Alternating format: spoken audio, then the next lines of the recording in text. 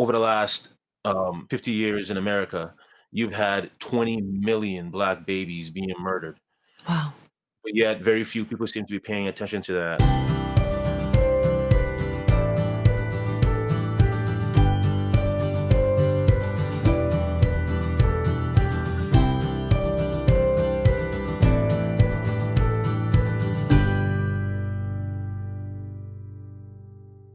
Welcome to the Alisa Childers podcast. I'm excited to introduce you to my guest today. His name is Samuel Say. He was born in Ghana, lives in Canada now. He's a wonderful writer and blogger. He's a pro-life activist. He blogs with social commentary on what's going on in culture and what's going on with the church. Samuel, it's so great to have you here. For anyone who's unfamiliar with your work, tell us a little bit about yourself. Mm.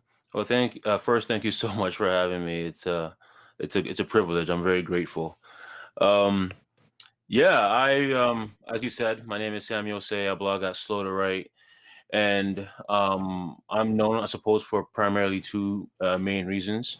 I blog at Slow to Write, where I blog about racial issues, cultural issues, political issues with biblical theology. Then I've also, for the last couple of years, been involved in the pro-life movement, working for an organization here in Canada named CCBR. And I always prefer saying CCBR because the name is really long. It's the Canadian Center for Bioethical Reform. It's a bit of a mouthful, but yeah, that's what I've been working on over the last 2 to 5 years, blogging and then doing pro-life work. Awesome. So, I've been currently recording just a whole bunch of episodes that are going to start releasing after the new year.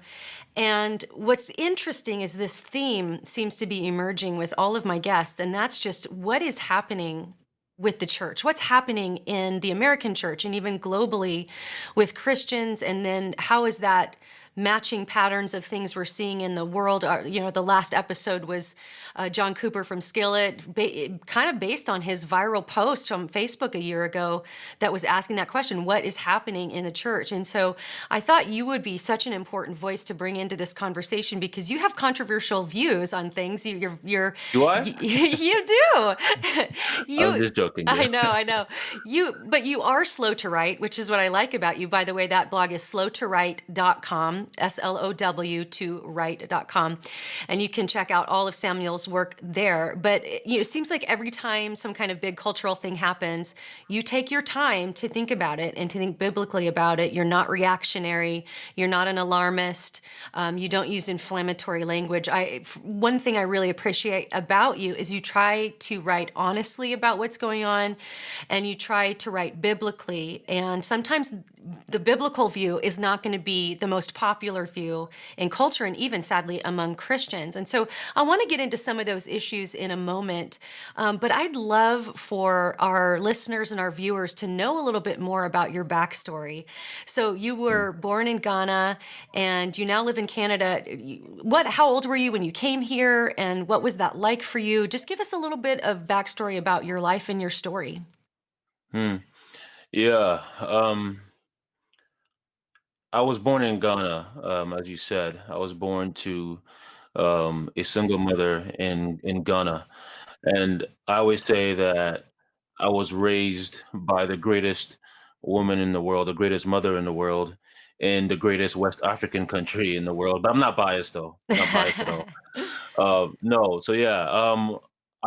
My dad left my family, left my mom and myself before I was born.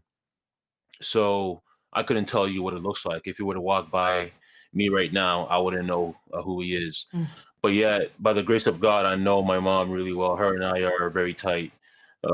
She's a godly woman who raised me with patience, with love, and I required a lot of patience. I was a horrible kid. Um, but yeah, so when I was 10 years old, my mom remarries, and well, actually, when I was 7, my mom moves to Canada, but I wasn't able to join her until 3 years later. So there was a period of my life, 3 years where I didn't have a father or my mom in my life. This is way back in the 90s, and we were very poor, so we didn't have access to cell phones or even a home phone the way that we would do now, especially in Ghana. But by the grace of God, we get reunited when I'm 10 years old in Montreal, Canada. Um, but unfortunately, my mom's second marriage wasn't any better than her marriage with my father. Um, my stepfather was a very abusive man, and he had threatened to take my mom's life. So God graciously removed us from that environment, and we were forced to move into a shelter in Toronto. And then eventually, through my mom's incredible work ethic and perseverance, she was able to overcome all that and own a home.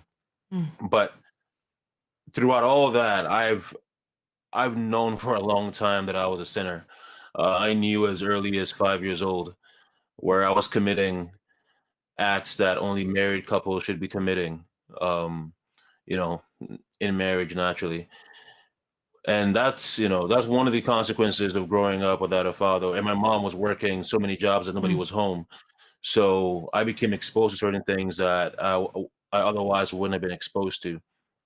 Um, so I knew because of that, since 5 years old, that I was a hell-bound sinner who needed the grace of God.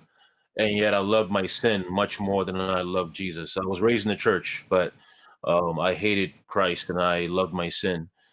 And it wasn't until when I was 19, um, and I went to a young adults retreat, and I heard a sermon. It wasn't a very good sermon. Looking back now, it was a terrible sermon, and it was to be honest, it was preached by a false teacher. I Mm. don't take any pleasure in saying that, but it was a false teacher who was preaching that particular sermon. But yet, God is good, and all this preacher had to say was Christ died for sinners, Wow. and that must have been I don't know, the 10,000th time I had heard that phrase, but it was like I heard it for the first time. Wow. And all of a sudden, the Christ that I hated, I loved, and the sins that I loved, I now hated. And yeah, that's how I Wow. became a Christian. And then through all that, I ended up discovering a passion for theology, knowing more about Christ, and wanting to share that passion with others, Mm. which eventually led to me pursuing blogging and pro-life work. Wow. So that's such an interesting thing that you brought out, that this was actually a false teacher, but the thing he said that was true. That's what the Holy Spirit used to convict you of your sin. And because I know that there are a lot of people. I receive emails from people who might have been involved in some, a church that had some false teaching or false teachers, trying to parse those things out. And that's an interesting thing that happened in your life as part of your testimony. So one thing that you're really passionate about writing about is the issue of abortion and pro-life. So when did that become a passion for you, and why do you think that it did? Hmm. I think the first sign of my passion for pro-life work came shortly after I learned that one of my friends had gotten an abortion. That is particularly because, when I was 18, a year before I became a Christian, one of my church members, one of my close friends at the time, she called me and said, "Sam, what would you say to a girl considering an abortion?" And I had no idea that she was being pressured by her boyfriend to get an abortion. Mm. I didn't know that she was crying for help. So I said, "I don't know." And I was being honest at the time, I didn't know. But afterward, a year after that, she came to me when I was 19 and when I had become a Christian. She came to me and said that a few days after she asked me that question, she got an abortion. Mm. And that will always stick with you, right? So from then on, I wanted to investigate, how do I speak to young girls? How do I speak to anybody who's considering an abortion? And that's when I started investigating, looking through the scriptures and understanding what the Bible says about preborn babies. That indeed they are preborn babies. They are not just a clump of cells. Mm. David says that before he was God made him in the womb, and that we also know that even in the book of Luke, it talks about how John the Baptist leaped in the womb. Mm, So you have so many scriptures that deal with the pro-life issue, and I started investigating that.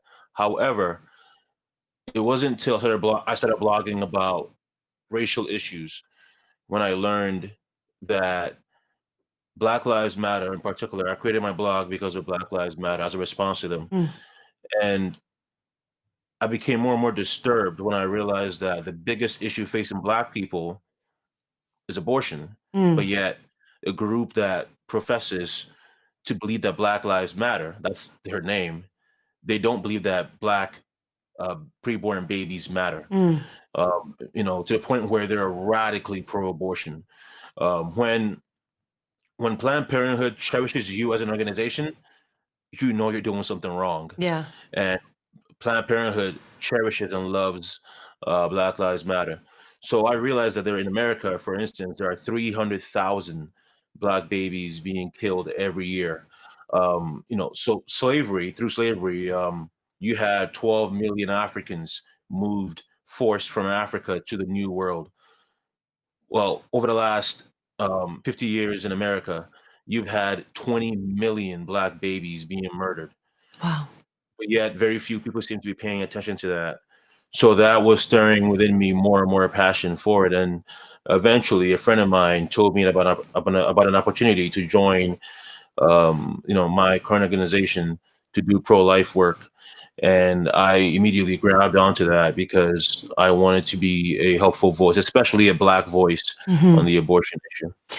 And I want to get into your views on Black Lives Matter and just some of the civil unrest we've been seeing in our culture lately, because that's actually when I first heard about you, was just the initial period of time following the George Floyd events and the subsequent protests and rioting that we saw.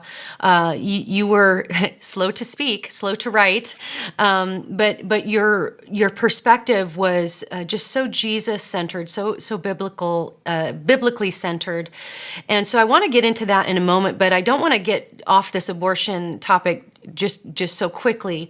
Tell us about the work that you do, because I think that as I'm talking to you, I have a passion for that issue as well, and I can do podcasts about it. I can try to raise awareness, and I'm sure that there are people listening to and watching this who think, I want to do. There's things I want to do to help with the pro-life, the pro-life cause.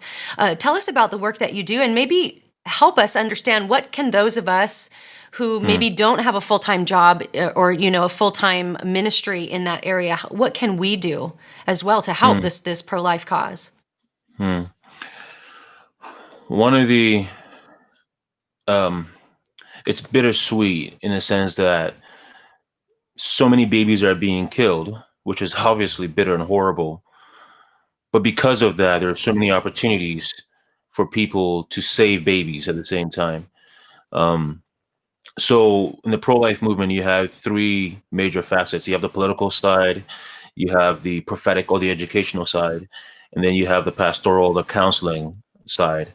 So the pastoral side would be things like the pregnancy care centers, Mm, and so many Christians are so involved in that. I mean, um, people don't know this. I think people don't, at least most people don't know about this, is that although there are so many abortion centers in North America, they are outnumbered by 4 to 1 when you compare them to pregnancy care centers. wow. So we're doing really, really good work in that area. So, but yet we need more Christians there. Absolutely, we need more people volunteering, donating and praying for those kind of care centers. On the political side, we also need, of course, more people as well. We especially are lacking in more bold, courageous Christians Mm, um, joining the political side. And I'm sure we'll probably talk about this, but that's one of the ramifications of why the church right now seems, at least many people, anyways, within the church seems unable to deal with these issues because for so long we've been avoiding the political issue. mm, If we are to be committed to justice in the world today, you really cannot accomplish justice without politics. Um, Justice or politics is just justice applied or injustice applied. if you choose not to act, you're either going to be neglecting justice or you'll be allowing just injustice to thrive. And then in the prophetic or educational side, that's the one that I'm involved in, where at our organization, particularly, I meet with pastors to get them more involved in the pro-life movement. Especially here in Canada, we have um, a lot of silence from the church on this issue. Mm. So I'm meeting with pastors and reaching out to them for them to get more involved in the pro-life movement. I also go to schools and I go to major areas where, I don't know, maybe you saw it, but it went viral. I had a picture of a preborn baby who had been aborted, Yeah, I did and see that. and it's a hard image to look at. I hate that image, and because I hate that image, that's why I go there. I want people to hate abortion too Yeah. after they see that image, and we go. Yes, we speak to students and we speak to all different kinds of people, and when they see that image, for many of them, it's the first time where they really see Yes. what abortion really is. Yeah. Um, so there's so many ways to join the pro-life movement, and we know that not everyone can become a full-time member of the pro-life movement, but donating, supporting, volunteering, and especially praying is, sometimes it may seem as if it's inadequate, but I've been able to change minds on abortion. I've been able to save babies because I have people who are praying for me. They Yeah. may not know they're praying for me. I may not know they're praying for me, but God knows, and God is answering their prayer. Yeah. It's interesting you talking about the photograph. It's kind of a horrific photograph that you were holding. You'd blown it up on a sign and were holding it for people to see. And I think you may be right. I think there are a lot of people who maybe haven't thought the issue through very well because they haven't seen the photographs of Yeah, you need to see with your eyeballs what yeah, this is. yeah, You don't, it doesn't take a philosophy degree. You just need to yeah. see what you're looking at and you know what you're looking at. And so Absolutely. I think it's powerful.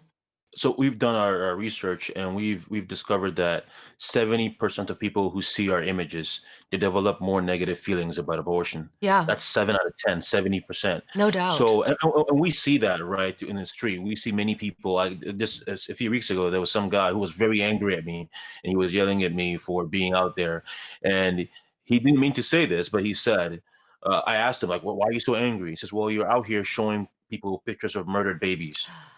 And I said, Yes. "Look at what you just said." He said, "Oh, that's not what I said." I was like, "No, that's what you said. Yeah. You may not have meant to, but your eyes have seen what it's seen." Yeah. Um, and I mean, even George Floyd, right? As going back to perhaps the Black Lives Matter Hmm. issue, there's a reason why George Floyd has become such a um and if I use the word popular name, but there's a reason why everyone knows Hmm. who he is now. There's a reason why his death just ignited the whole critical race theory or Black Lives Matter issue. That's because every single person saw in some version or another, they saw a knee on his neck or on his Hmm. back, Right. and that so images like that are very powerful. Yes, yes. Well, let's go here. Let's talk about Black Lives Matter. And you mentioned critical race theory. I did an episode on critical race theory with our friend Monique Dusan, and so we gave a little bit of a primer what this is about, what's going on with it. Give us just a short working definition of critical race theory for those people who may not be familiar or may not have seen that episode. And then I want to ask you more specifically about Black Lives Matter. Mhm. Critical race theory essentially teaches that white people are inherently racist and oppressive against black people. But particularly, it also looks into analyzing all the different ways that black people are oppressed in society, especially black women. So it is a postmodern or Marxist worldview that primarily is looking at all the intersecting and different ways, in their views, that Black people are oppressed in society. And not so much by laws or policies, but just by, in their mind, perceptions and disparities in society. Mm. So they would define racism not as, and this is, books like Ibrahim Kendi's How to Be a Racist, or White Fragility. They would say that racism is not an individual act, but it's a systemic, and natural view that white people have towards black people. Okay. And so you've spoken out against this ideology. And why do you think that that is incompatible with Christianity? Yeah. Well, critical race theory condemns white people for being white people, Mm, just being white. And even the view that you don't have to be intentionally racist to be racist is unbiblical. It's wrong. The Bible is very clear in James, the book of James. I think it's James 2. I'm forgetting. I think it's James 2, where it's very clear that racism is really just partiality. mm, And partiality is intentional. In fact, James says that partiality is when you make distinctions amongst people. yeah. Um, but yet critical race theory says that the view that racism is intentional, or really bias or partiality, is actually racism itself. It's racist to believe that that partiality against people of a different skin color is what's racism. Um, but more than that, it has a different view of truth. Mm, It assumes the worst of people. It it it it does not, of course, lead to a pursuit of repentance. It does not lead to genuine reconciliation. mm, It does not give anybody hope for the world, does not point to Christ. It's actually antichrist, in that everything the Bible teaches about truth and love, it rejects. mm, It's a very um, false and hateful ideology that is completely foreign to Scripture. It's one of the ideologies that the Bible calls us to to reject, and to hold all thoughts captive to Christ as we tear down those kind of worldly philosophies. mm. Why do you think that ideas that are behind critical race theory, why do you think that's gaining so much traction in the church? Hmm. There are so many reasons, I think, behind it, but in particular,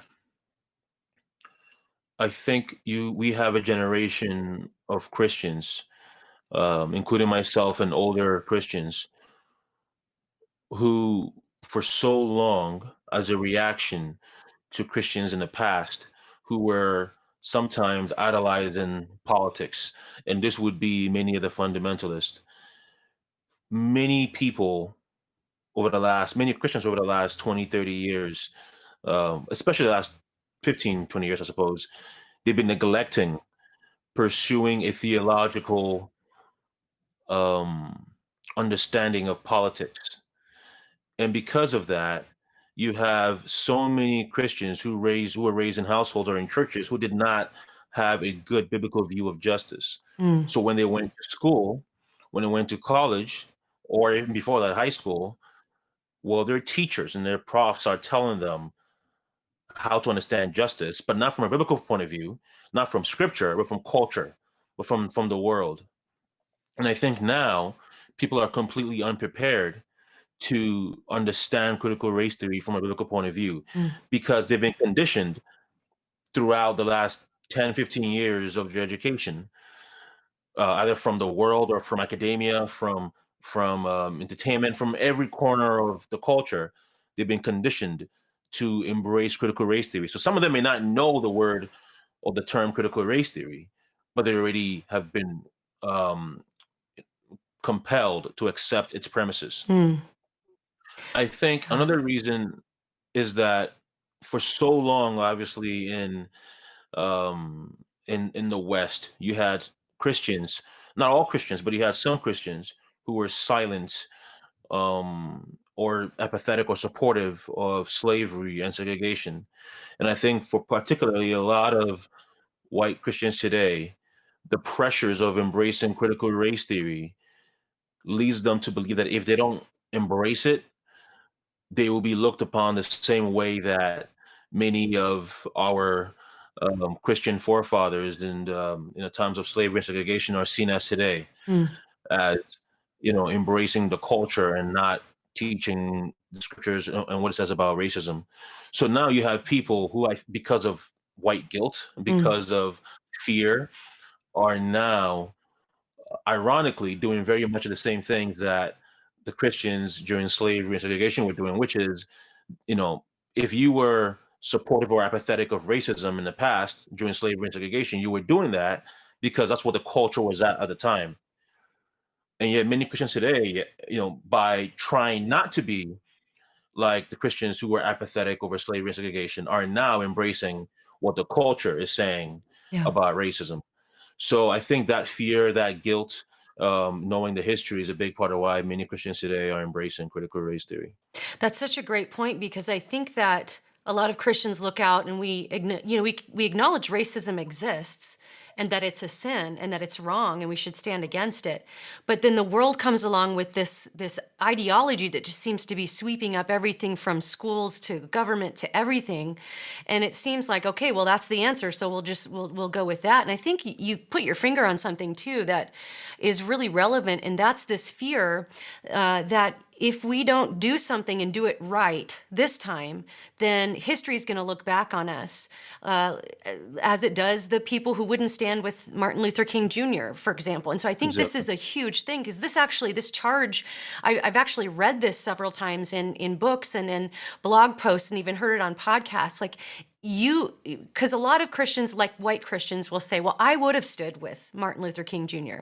And then people will say, well, your response to Black Lives Matter shows you whether or not you would have stood with Martin Luther King Jr. And essentially, if you're not Exactly. standing with Black Lives Matter, then you wouldn't have stood with Martin Luther King Jr. I wonder if you can sort of parse that out for us. What are your thoughts on that? The irony is that I'm more inclined to believe people who embrace critical race theory, particularly white Christians who embrace critical race theory today, would have been more likely to not stand with Martin Luther King Jr. Mm, First, critical race theory is racist, yeah. right? Critical race theory is actually goes against all the things that Martin Luther King Jr. believed, Yes. that you judge people based on the content of their character and not their skin color. But going back to what I was saying before, too, again, the critical race theory is embraced by the culture today. So to stand against critical race theory actually is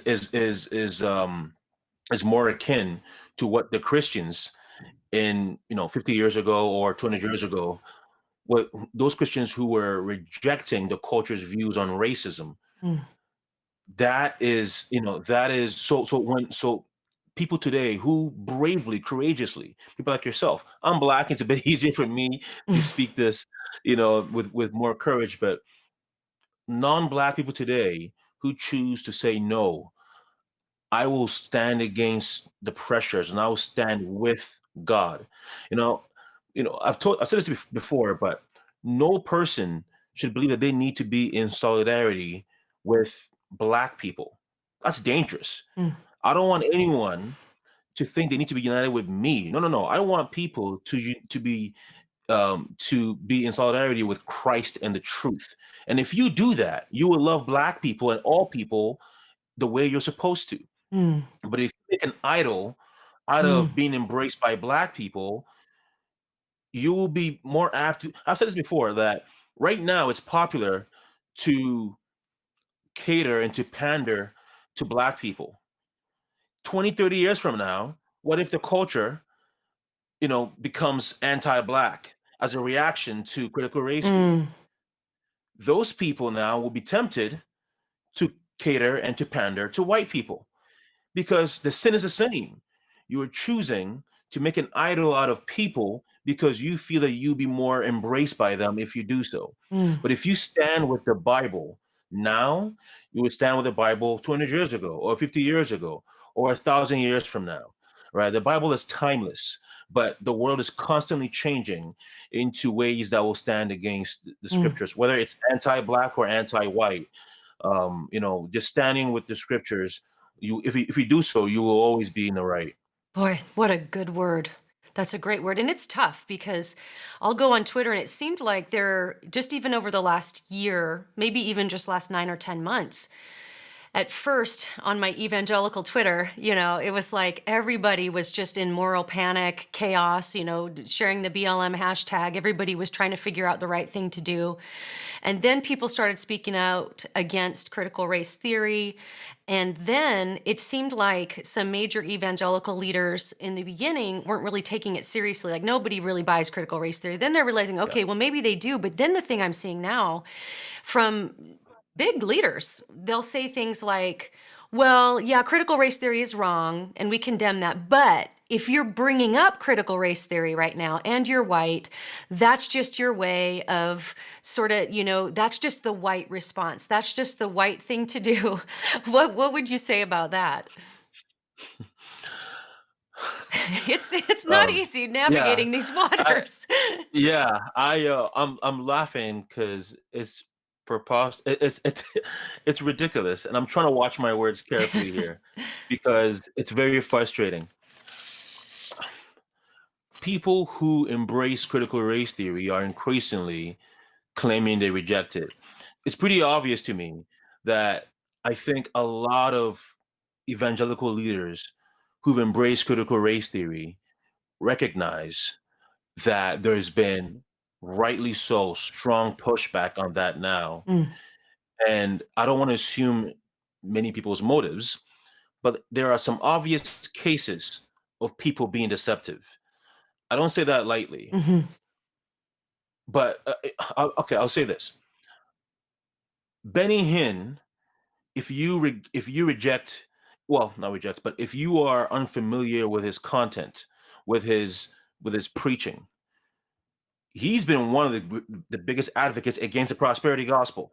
mm, He's denounced the prosperity gospel so many times. He does it almost every year. mm.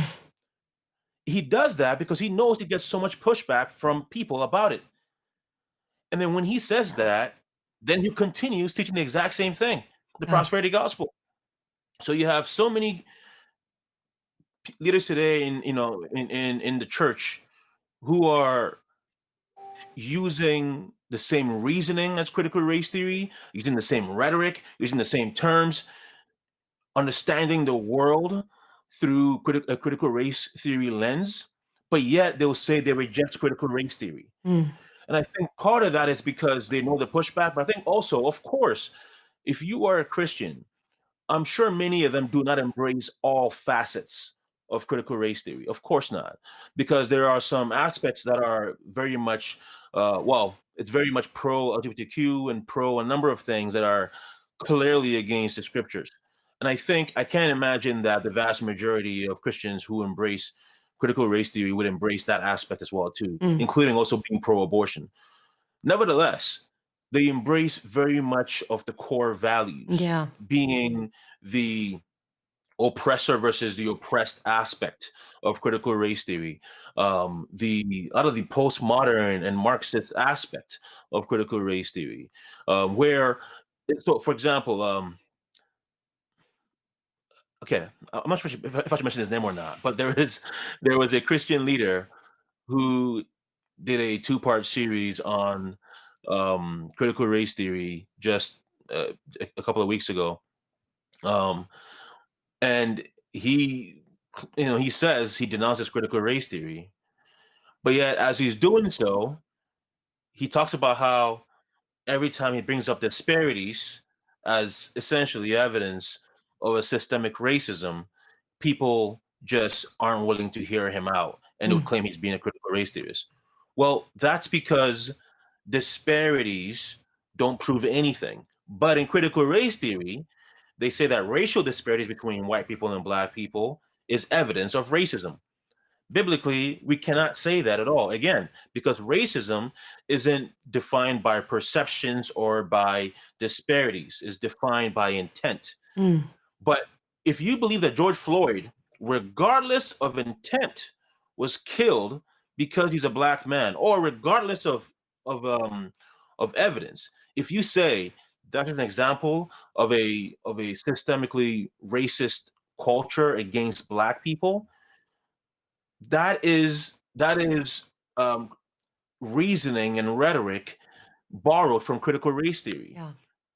So so they will say these things, they will embrace the Black Lives Matters reasoning, they will protest with Black Lives Matter, and yet they'll say they're not really critical race theorists. Yeah. So it's very concerning.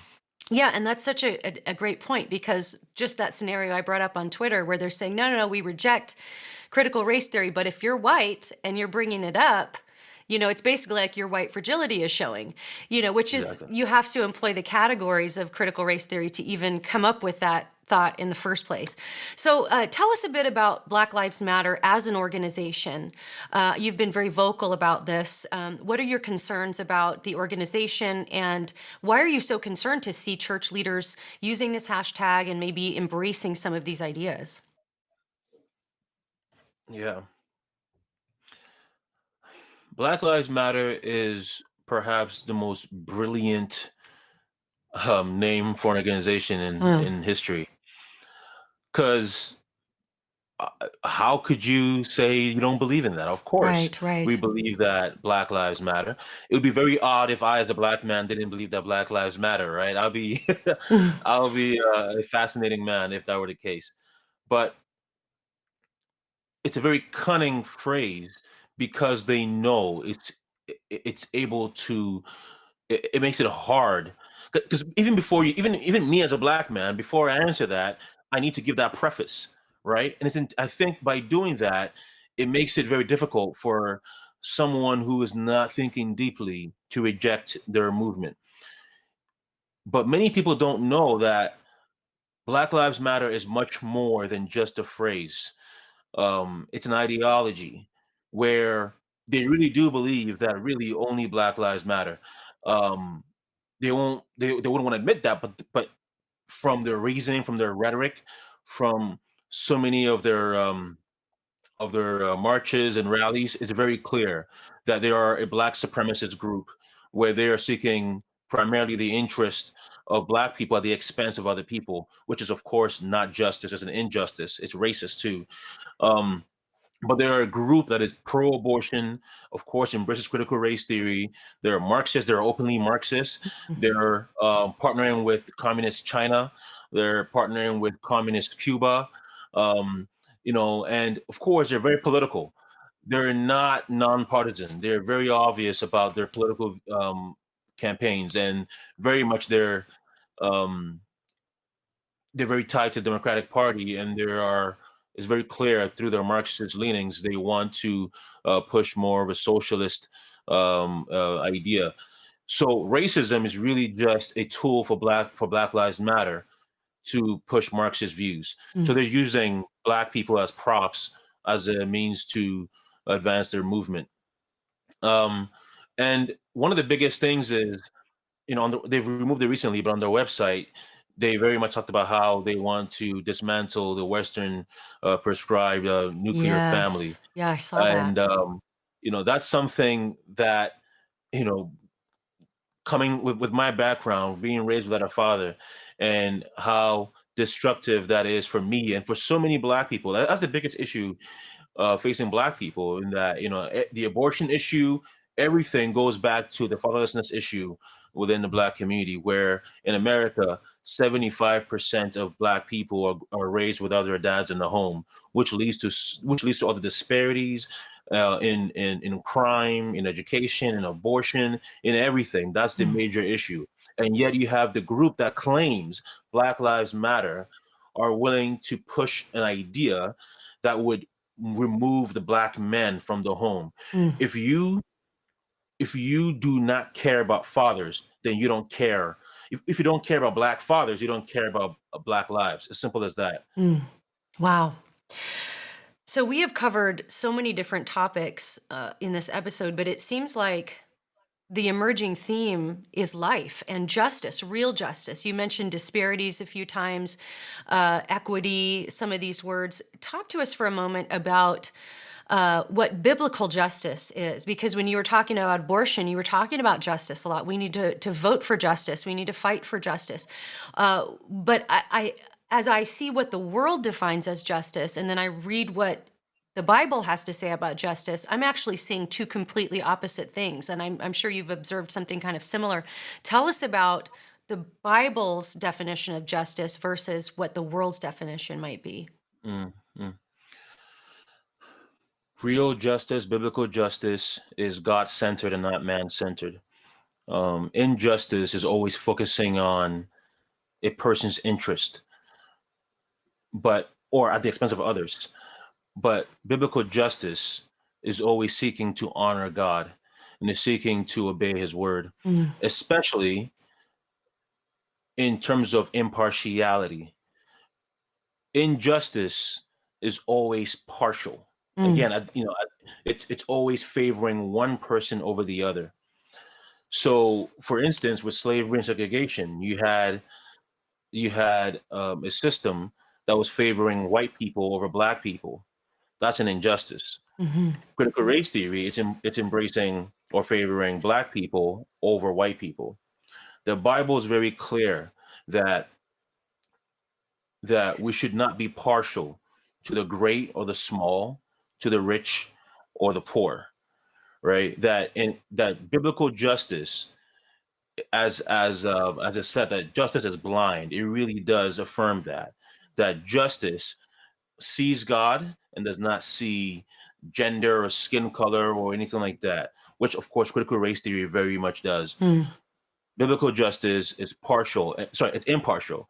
And also, in light of Black Lives Matter, it's so important that I think we remember what Proverbs 17:15 says, which is that whoever condemns the innocent and whoever justifies the wicked is an abomination before the Lord. mm, It's an injustice to prefer one person over the other, especially when you are favoring the wicked over the innocent. And that's something I've been seeing that's been really breaking my heart.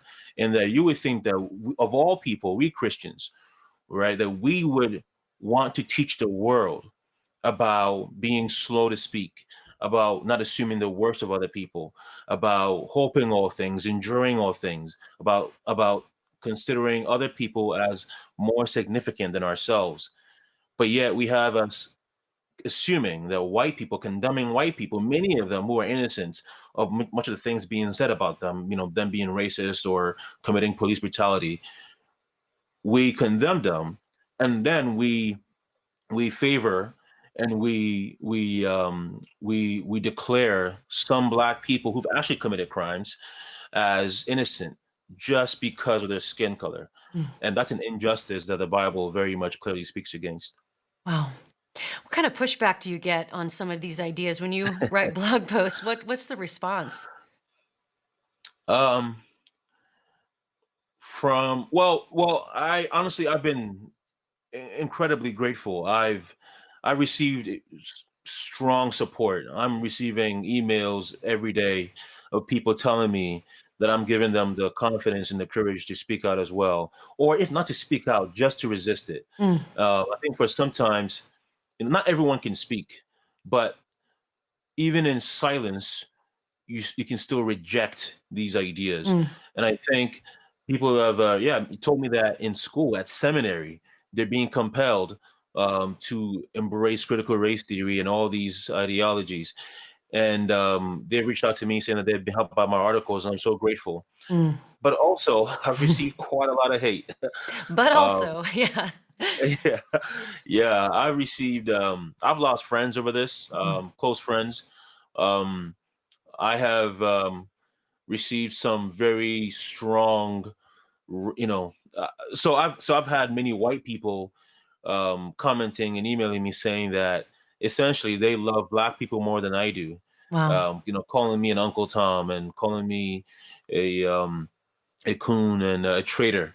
Mm. Um, and of course, you also have many black people who've been saying the same thing. And one of the fascinating things about that is, I've been called the N word maybe 5 to 10 times in my life.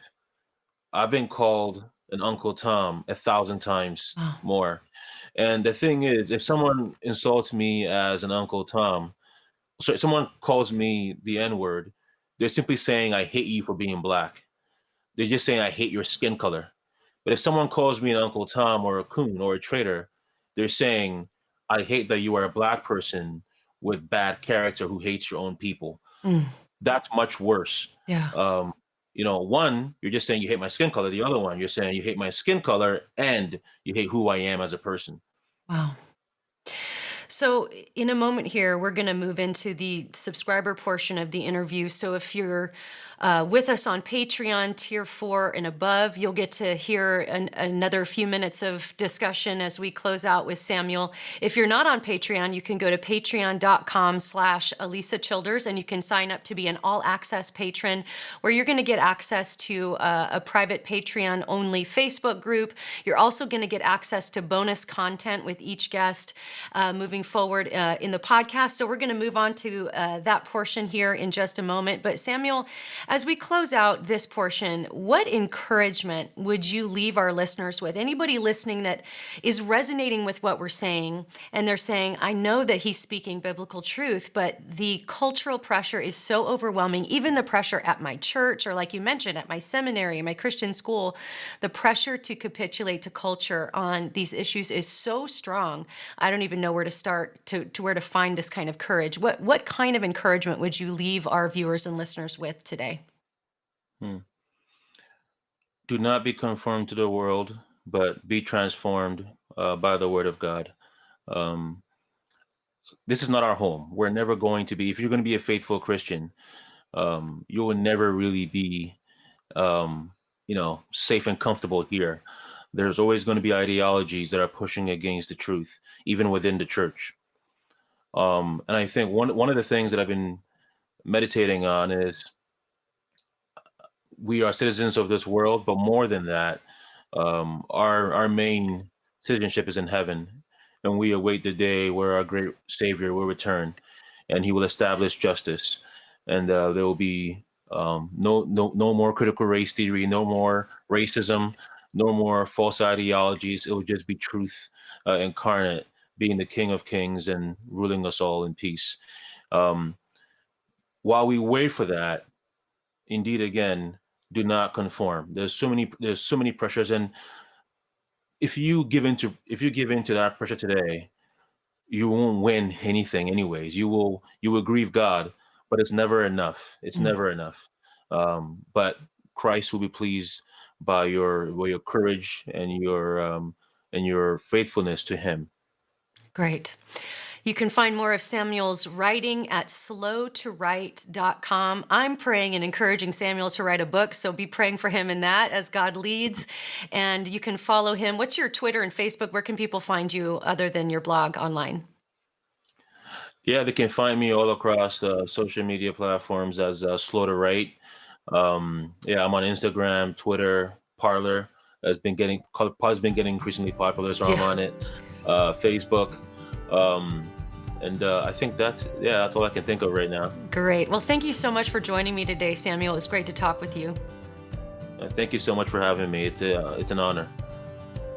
Hey, thanks so much for watching or listening today. If you found this content helpful, please go on over to iTunes and leave a great review, or you can subscribe and click the bell icon on YouTube to know whenever we release a new video. If you want to find out how you can come alongside the ministry in a more meaningful way, check out patreon.com/Alisa Childers.